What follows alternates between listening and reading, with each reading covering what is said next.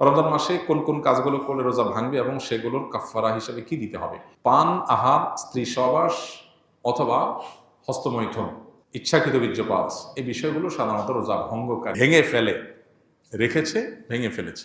তাহলে সেক্ষেত্রে স্ত্রী সহবাস করে ফেলেছে, খেয়ে ফেলেছে, পানাহার করেছে কিংবা হস্তমৈথুন করে ফেলেছে, তাহলে ওই রোজার জন্য ফুকাহে আহনাফের ফতোয়া অনুযায়ী একটা রোজা কাজা যেহেতু ভেঙে ফেলেছে, আর 60টা রোজা টানা কাফফারা রাখতে হবে, মোট 61টা। এই টানা নির্বিচ্ছিন্ন রাখতে হবে, মাঝখানে যদি গ্যাপ দেয় আবার শুরু থেকে রাখতে হবে। আর অন্য ওলামা ইকরাম, হাম্বলী মাযহাবের ওলামা ইকরাম, তাদের দৃষ্টিভঙ্গি হলো শুধু স্ত্রী সহবাস বা যৌনতা সংশ্লিষ্ট কারণে যদি রোজা ভাঙে তাহলে কাফফারা, আর না হলে শুধু কাজা। তবে একটা হাদিস আছে, নবী সাল্লাল্লাহু আলাইহি ওয়াসাল্লাম বলেছেন, কেউ যদি রোজা রাখার পর ভেঙে ফেলে, সারা বছর রোজা রাখলেও ও রমজানের ওই রোজার পরিপূর্ণ মর্যাদা এটা রিকভার করা সম্ভব না। দায় মুক্তি হবে, কাজা এবং কাফারের মাধ্যমে দায় মুক্তি হবে, মর্যাদা একটা হাসিল হবে। রোজা মানেই তো নিয়ন্ত্রণ। গোটা পৃথিবীতে যত অন্যায় হয়, এই অন্যায়গুলো মৌলিকভাবে যে কয়েকটা কারণে হয়, তার ভিতরে দুটি কারণ হলো মেইন। একটা হলো মানুষের ক্ষুণ্ণবৃত্তির জন্য, আর একটা যৌনবৃত্তির জন্য। একটা হলো মানুষের যৌন চাহিদা পূরণ করার জন্য, একটা হলো পেটের চাহিদা পূরণ করার জন্য। মানুষ যত অন্যায় করে, এই জন্য রমজান এই দুইটাকে নিয়ন্ত্রণ করতে বলছে, পানাহার এবং যৌনতা। এগুলো যদি নিয়ন্ত্রণ করার ট্রেনিং নেয় মানুষ, তাহলে যেখানে সেখানে এগুলোর জন্য সে নিজের আদর্শ বিকিয়ে দিবে না। তো এই চেষ্টাটা আমাদের সর্বোচ্চ পর্যায়ে করা উচিত। এবং কাফফারা দেওয়া 60টা রোজা সহজ বিষয় না, টানা রাখতে হয়, এটা অনেক কঠিন কাজ। এই জন্য রমজানের রোজা যাতে কোনো অবস্থাতে বিনা ওজর না ভাঙা হয়। হ্যাঁ, কেউ অসুস্থ হয়ে গেছেন, ভেঙে ফেলেছেন, তার কথা ভিন্ন। আমার একটি নবজাতক শিশু রয়েছে, আমি কি রোজা রেখে তাকে খাওয়াতে পারবো, বা রোজা না রাখলে কি সমস্যা হবে? রোজা রেখে বাচ্চাকে তো খাওয়াতে কোনো সমস্যা নেই, রোজা রেখে তো নিজে খেতে অসুবিধা, বাচ্চাকে খাওয়াতে কোনো অসুবিধা নেই। তবে কোনো মা যদি রোজা না রাখেন, বাচ্চাকে খাওয়াতে হবে সেজন্য, তো সেটা জায়েজ নেই। এতটুকু ঠুনকো অজুহাতে রোজা না রাখার সুযোগ নাই। বাচ্চাকে আপনি খাওয়াবেন, দুধের বাচ্চা যদি হয়, দুধের বাচ্চা দুধ একটু কম পাবে, তাতে বাচ্চা মারা যাবে না। প্রয়োজনে আপনি দিনের বেলা একটু বেশি ঘুমিয়ে থাকেন বাচ্চা সহ, লাইফস্টাইলটা চেঞ্জ করেন, রাতের বেলা একটু বেশি সময় জেগে থেকে কাজ করেন, যাদের দিনের বেলাতে রোজা রাখার কারণে দুধ কম আসে।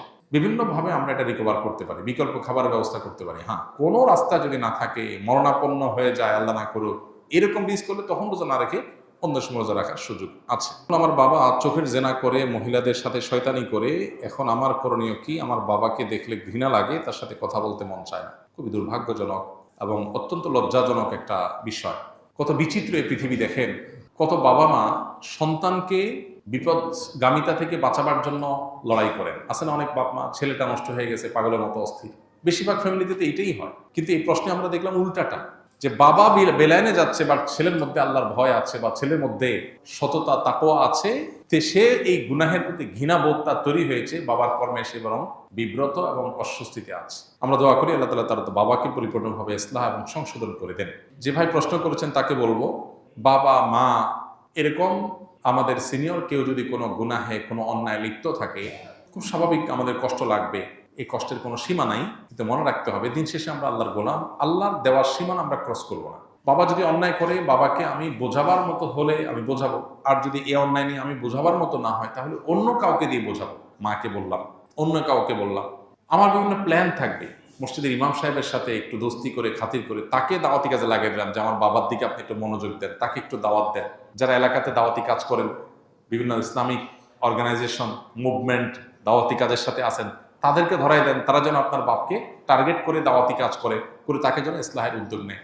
আপনি বিভিন্ন প্ল্যান করেন, আর সেই সাথে চোখের পানি ফেলেন। মনে রাখবেন, আবু হুরায়রা রাদিয়াল্লাহু তাআলা আনহুর চোখের পানি তার মায়ের হেদায়েতের কারণ হয়েছিল। যাই না আমরা নবীজির কাছে এসে বলছেন, ইয়া রাসূলুল্লাহ, একটু দোয়া করেন আমার মায়ের জন্য, আমার মা ইসলাম গ্রহণ করে নাই এখনো, আমাকে প্রচুর মারধর করে, আমি মুসলমান হয়েছি সেজন্য। নবী সাল্লাল্লাহু আলাইহি ওয়াসাল্লাম দোয়া করে দিয়েছেন, আল্লাহ আবু হুরায়রার মাকে তুমি হেদায়েত দাও। বাসায় যায় দেখে মা ইসলাম গ্রহণ করার জন্য প্রস্তুত। তো এই জন্য দোয়ার প্রতি ইয়াকিন থাকতে হবে। নবী সাল্লাল্লাহু আলাইহি ওয়াসাল্লাম বলেছেন, আল্লাহর কাছে দোয়া করবা ইয়াকিন নিয়ে, যে আমার দোয়ায় কাজ হবে। দোদুল্যমনা, সংশয় নিয়ে হবে কি হবে না সে ধরনের মানসিকতা নিয়ে দোয়া করলে দোয়া কবুল হবে না। এই জন্য আপনার বাবার জন্য আপনি দোয়া করেন, অন্যদেরকে দিয়ে বোঝান, খবরদার আপনি নিজে তার সাথে ব্যবহার খারাপ করতে যাবেন না। এটা খুব অ্যাসিড টেস্ট, অগ্নি পরীক্ষা, যে বাপ উল্টাপাল্টা করবে, আবার কিছু বলাও যাবে না বাপ সেদিন শেষে। তো এই পরীক্ষা আপনাকে জিততে হবে। আমরা দোয়া করি আল্লাহ তাআলা আপনার বাবা হেদায়েত নসিব করুন। চেষ্টার পরেও যদি তিনি তার পথ থেকে ফিরে না আসে, তাহলে সেক্ষেত্রে আপনি সন্তান হিসেবে যতটুকু সম্ভব তাকে আপনি যতটুকু বলতে পারেন, কিন্তু সেটা যেন সীমানা ছাড়িয়ে না যায়, লক্ষ্য রাখতে হবে। কেউ রমজান পেল কিন্তু গুনাহ মাফ করাতে পারলো না, তার জন্য ধ্বংসের বদদোয়া